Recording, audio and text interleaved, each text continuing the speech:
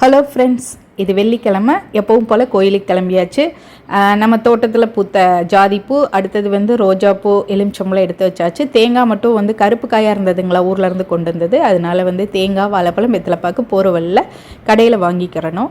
போன வாரம் வந்து சக்கரை பொங்கல் நைவேத்தியம் பண்ண கொண்டு போனோம். அதனால் வந்து இந்த தடவை சுண்டைக்கல்ல, அதுக்கு தேவையான தொன்னை, கரண்டி எல்லாமே எடுத்து பேக் பண்ணி எடுத்து கோயிலுக்கும் போயிட்டு வந்தாச்சு.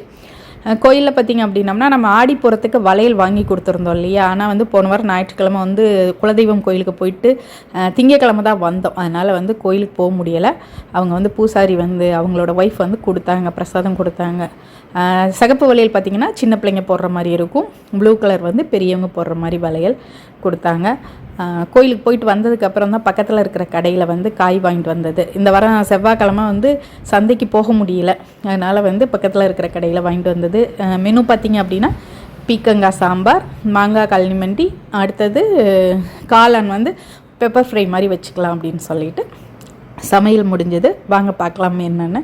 சாதம், அடுத்தது வந்து பீக்கங்காய் போட்டு சாம்பார், அடுத்தது வந்து காளானை பார்த்திங்க அப்படின்னோம்னா மிளகா கிள்ளி, அடுத்தது சீரகம், மிளகு வந்து கொஞ்சம் அதிகமாக போட்டு ஒரு பெரட்டல் மாதிரி ரெடி பண்ணியாச்சு.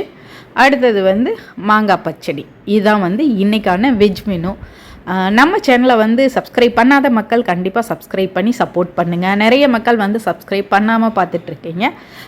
இந்த லஞ்ச் மெனு உங்களுக்கு பிடிச்சிருந்ததுன்னா வீடியோவை லைக் பண்ண மறந்துடாதீங்க.